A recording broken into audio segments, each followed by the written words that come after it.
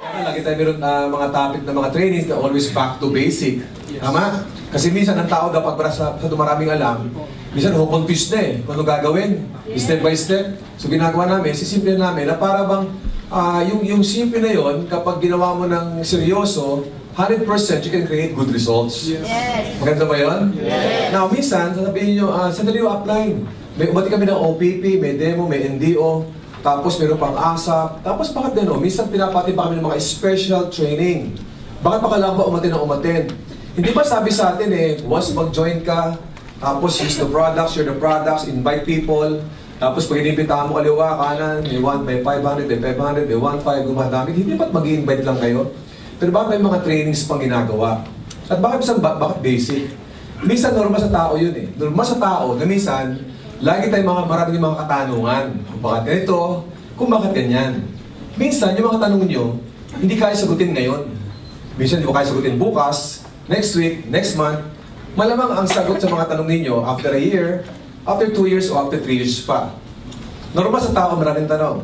Yes or yes? Yes! Kasi minsan nag-iisip tayo. Meron sa lalaki, tago sa pangalang Pedro. Pag mga kwento laging Pedro, umuwan mo. Anyway, si Pedro na lang. Si Pedro, walang ginawa kundi magtanong. Lahat ng bagay sa paligid niya, kino-question niya. Bakit daw ganito ang isang lugar, traffic? Bakit yung kalye, magulo? Bakit yung kalye hindi naman sira, bila sinisira, tapos sisementohan? Bakit makalat? Bakit kung saan may bawal umihi, doon mapanghi? Tama. Kung bakit saan magbawal magtapon ng basura, doon maraming basura. Kung sa bawal nakalagay bawal tumawid, ba't laging may doon tumatawid? Minsan, mga tao na ginawa kundi magtanong na magtanong. Okay lang yun eh. Pero masakit minsan, pati mga creation ni God, kino-question natin. Hindi, no? Creation ni God, kino-question. Ba't may bagyo? Tama? Bakit may nabaha? Bakit may kakasakit? Ba't may namatay? Question yun eh. Ang matindi sa taong to, si Pedro, yung creation ni God, kino-question niya. Alam niyo ba yung puno ng sampalok?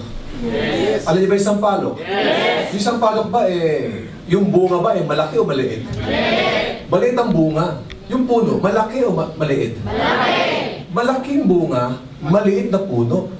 Alam mo sabi ni Pedro? Lord, mali! Ang liit ng bunga, ang laki ng puno.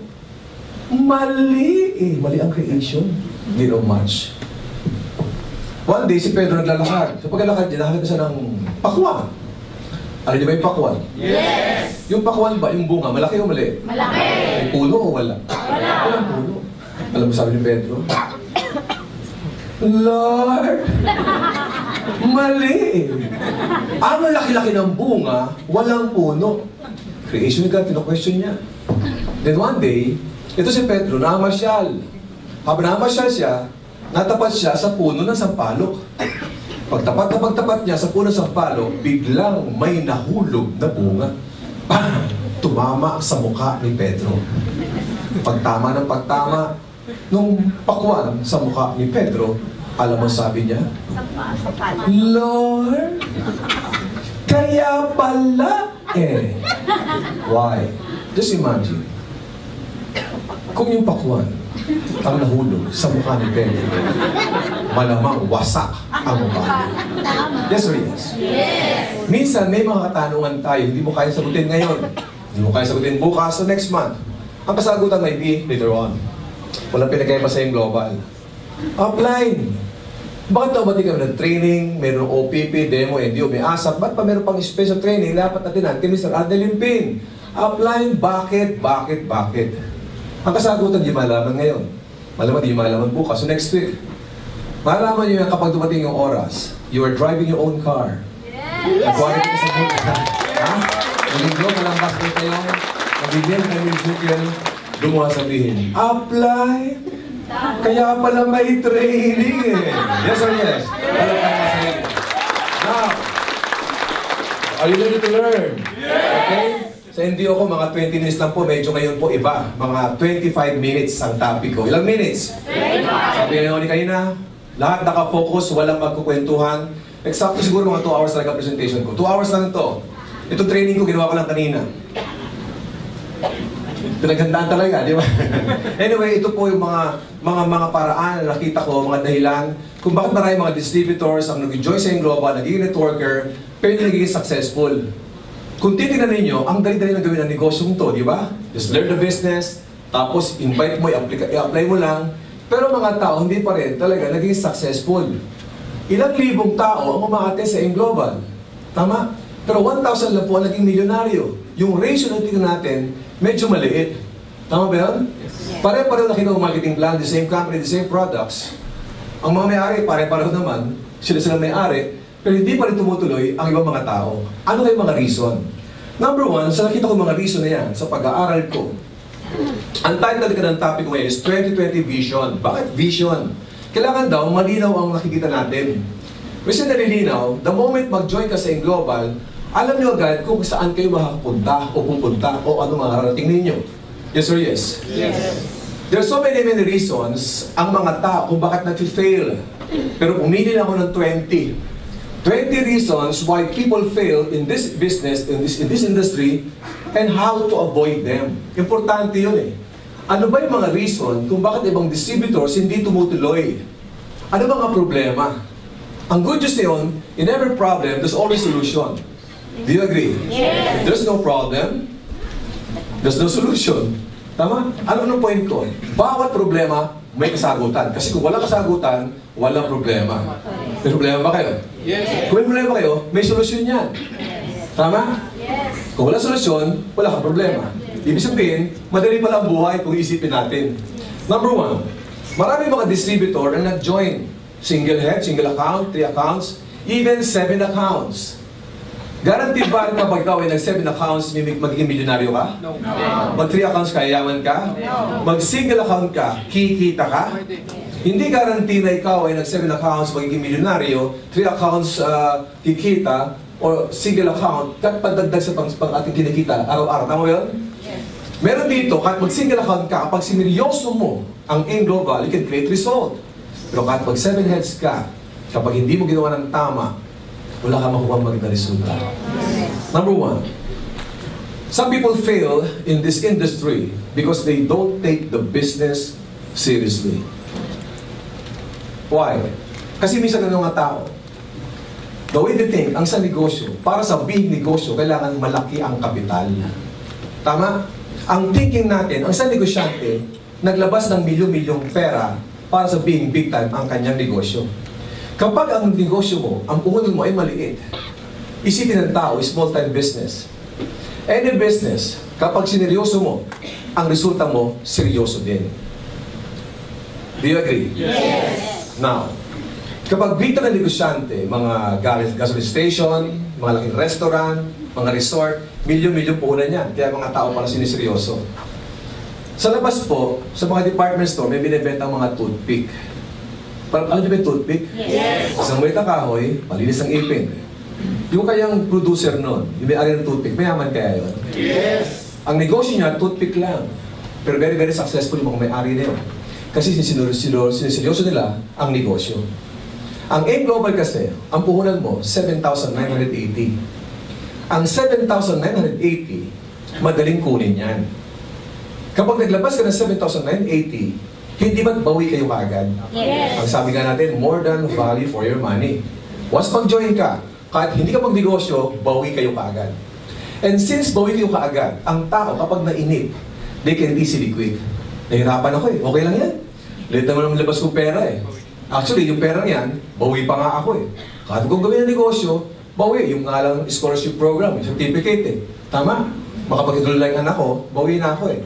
So ang tao pala, pag nahirapan, ang commitment nila, mababaw. Tama? Now, ipagpalagay mo kaya, yung global package natin, ang halaga is mga 100,000 pesos per account. Malamang kaya siguro mga 500,000 siguro ang halaga ng global package. Siguro pa ang halaga ng global package 500,000, kahit nahihirapan ka, napupuyat ka, napapagod, nare-reject, may katawanan, hindi kayo basta-basta aalis. Kasi malaki ang puhunan nyo. Yes or yes? Yes. So ang thinking pala natin, para seryosuhin mo isang bagay, dapat alam mo big time business. Tama ba yun? Maliit ang puhunan, pero malaki ang kita sa Global. Gano'ng kalaki? 24,000 pesos per day. Yung mga negosyante na daan-daan ng mga puhunan, bago kita sa 100,000, guys, ilang 100,000 din ang puhunan. Do you agree? Yes. Bakit ang mga negosyante ating mga kasama ating mga Chinese, why are they very, very successful in this business? Kung ano man negosyo nila, very, very successful, ganon sila kaseryoso. Anong turo sa atin? Anak, mag-aral ka mabuti. Pagkatapos ka mag-aral, maghanap ka ng magandang trabaho. Trabaho, tayo naka-mindset. Walang masama sa employment. Tama? Pero may mga pangarap kayo, dapat maging negosyante tayo. Do you agree? Yes. Kasi kung sino mga may babahay, lupa, kotse, savings, travel, mga negosyante. Sabi ng Chinese, anak, ikaw mag-aral buti, ha? Pag ikaw tapos, yung aral, ikaw hawak ating negosyo, ha? Negosyo. At kapag nag-negosyo, seryosong-seryoso, tingnan mo sila gaano ka-seryoso. Meron isang bagong kwento dyan. Parang first time it bago to, di ba? Meron isang Chinese. Chinese na malapit na mamatay. Lalaki. Nakarating sa balid ng balid ng karamdaman. Alam mo, sabi ng Chinese, ako lapit na matay. Ako lungkot, iwan ko sa mahal ko sa buhay. Nasaan aking mga magulang? Sumagot yung magulang, aming anak, dito lang kami iyo tabi. Nasaan aking mga kapatid? Tumapit ang kapatid, aming kapatid, dito lang kami iyo tabi. Nasaan aking asawa? Dumating ang asawa, aking asawa, dito lang ako iyo tabi. Nasaan si Junior? Dumating si Junior, aking itay, dito lang ako iyo tabi. Buhay pa. Nasaan si Nene? Dumating si Nene. Aking itay, dito lang ako iyo tabi. Nung marinig yun, biglang bumangon yung tatay. Alam mo sabi, ano? Lahat kayo dito aking tabi. Sino bantay ating tindahan?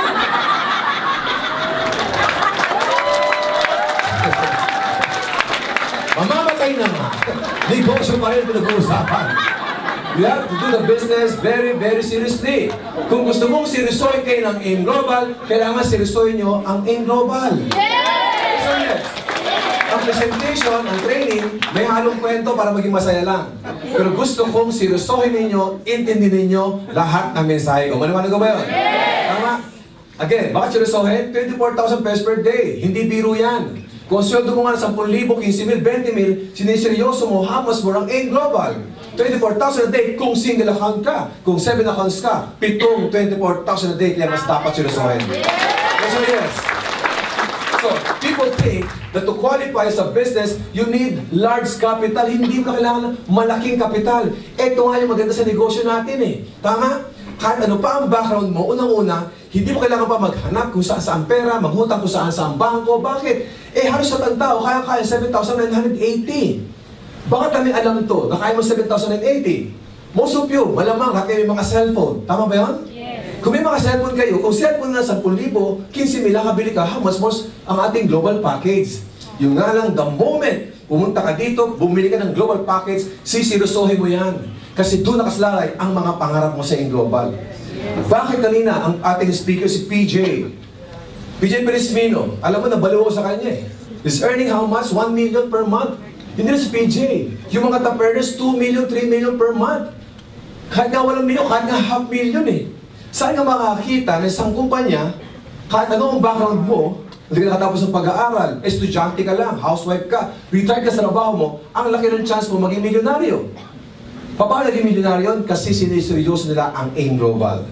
Second, you have to do the business very, very seriously. Ang ating board of directors, Dr. Ed Cabantog, Sir John Aspirin, Engineer Francis Miguel. Tama? Meron tayong training team. Aside from training team, meron tayong founder ng Ally Foundation, si Dr. Connie Cabantog. Meron tayong training team, Georgine Gonzalez, June Espinosa, Arnel Limping. Gaano ka seryoso ang mga board of directors? Kahapon po kami kauwi lang namin kahapon from Naga. At alam naman yung lahat ng mga medyo masamang panahon kahapon. Tama ba yun? Yes. We conducted the two days seminar, Leader Summit. Ang umaten sa amin, 125 distributors from Naga. Meron sa galing sa Legazpi, ginawa ang aming training sa Naga. Liblib yung lugar. Tama? Tapos tourist seminar. Nakaka-amaze. Gano'n ka seryoso mga may-ari? Ang mga may-ari, alam nyo ba, kung sino dapat nagpapahinga ngayon? Wala iba kundi mga may-ari. Why? Super yaman na yan eh. Kung isipin natin yung pera, marami pera mga may-ari kasi laki ng kumpanya. Very, very successful na. Kung sino dapat hindi mapuyat, may lipasan ng gutom, nagkabiyahan na malayo, yung mga may-ari, dapat nakagpapahinga sila ngayon. Bakit? Nag-invest na sila ng mahabang oras nung nag-umpisa sa global. Wala pa sila kikita before. Pero ngayon kumikita na, kung kailan kumikita, mas naging seryoso sa negosyo. Tama? Gano'n ka seryoso? Imagine mo, ang layo ng Naga. Pagkatapos sa training namin, magdamag na ulan, walang eroplano. Cancel lahat. Tama? Ang nagawa natin presidente, nag-stay pa doon para mag-training pa sa Legazpi with Francis Miguel and John Aspirin. Ang tindi ba yun? Tama? Masama panahon, hindi pa kakauwi, nagbigay pa ng training sa Legazpi. Naga, Legazpi, ilang oras yun. Ang training team, Georgie Gonzalez, Jun Espinosa, meron kami mga flight na schedule back to Manila. Cancel ang flight ng alas 10, alas 2. Anong choice namin? Kailangan lang bumalik ng Pilipinas sa Manila. Bakit? Una-una, meron akong training ngayon. Second, Sir Jurgen, pupunta sa Singapore today, kanina. Tama? So wala kaming choice. Ang ginawa namin, nag-take kami ng bus. Bus lang na naka-aircon pero hindi ko komportable. Almost 12 hours ang trip namin. Tama? Tanong, seryoso ba mga may-ari? Yes! Seryoso ba yung mga training team? Yes! Guys, kung seryoso ang company, mas dapat maging seryoso kayo. Yes! Kasi alam namin, kaya kami kaseryoso, alam namin ang mangyayari sa inyo. Alam namin na maging successful ka, kaya wala kaming sayang, wala kaming oras na sinasayang. Yes or yes? Yes! You have to do the business very, very seriously. Second, bakit maganda ang global? Because this is a helping business. Ang traditional business, bago maging successful, may mga kompetisyon. Sisiraan niyo pa ibang kompetisyon mo. Tama? Ang global iba eh. Helping business. Bakit helping business? Hindi ka lang papayamanin. Tama? Binibigyan ka pa ng pag-asa. Ano yung ba yung sa success? Akala kasi ng mga tao, ano bang success? Kasi minsan distributor, upline, hindi pa po ako successful eh. Ay, bakit? Wala pa po akong kotse. Hindi pa po umaabot ng 100,000 per month ang kinikita ko. Hindi pa po ako successful. Sabi ko, ilang buwan na ba sa global? 6 months na po, upline. 6 months ka sa global, hindi ko mawala kang kotse, o hindi ka pa kumikita ng 100,000, hindi ka pa successful. Why? The moment mag-join ka sa global, para sa akin, successful ka na. Why? Hindi ba't nabigyan ka ng pag-asa? Yes. Ang success pala, mabigyan ka ng pag-asa, tama, ng chance sa gumanda ang buhay mo, success na yun eh. Yes. Maging positibo ka lang sa buhay mo, hindi ba success na yun? Yes! Maraming mga first timers sa inyo. Ba't ka nag-join? Kahit wala kang pera, 7,980. Kasi may nakita ka. The moment may nakita ka, success na yon. Maging positibo ka eh. Kunin ko ba yun? Yes. Ang pangalan ng taong to, si RD. Romeo Dadores. Si RD po, itong kuhang ito, picture na to, kuha to sa Singapore last year. Last year, ito na tayo ng travel incentive going to Singapore. 320 distributors na nag-qualify. Out of 320 distributors, isa sa nag-qualify, si RD, Romeo Dadores. Bakit RD ang pangalan niya? Kasi lang po, RD lang ang kayang isulat. Si RD po ay grade 1 lang ang napag-aralan.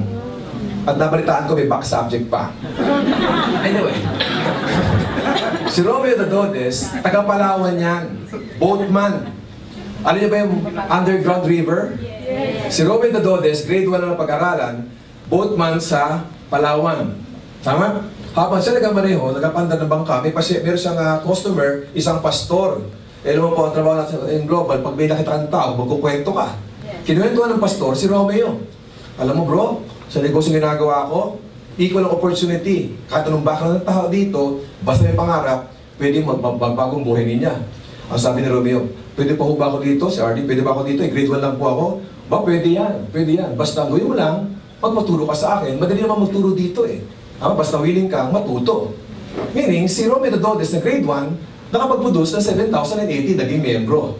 Tama? Naging miyembro siya, ang ginawa niya, since siya ay boatman, lahat ng kilala niya, pasahero niya, kinukwentuhan niya about AIM Global. Alam niyo ba ang tao, kapag open-minded dyan, kahit hindi magandang presentation mo, Pag may nakita sa sinasabi mo, mag-join sila. Kasi ang tao, kahit anong talino, pag hindi gusto mag-join, talagang hindi mag-join eh. Tama? Ibig sabihin, ito si Romeo, nagkwento. Alam mo, ang dami sumama sa kanya. Ay, kung pa naging recruit? Eh, simple lang sir, kung nakwento ako, di ba? Iba, sumasama. Iba, binibenta ang produkto. Eh, paano iba hindi sumasama? Eh, simple lang sir. Sabihin ko, kapag di sumama, itatawag ko bangka.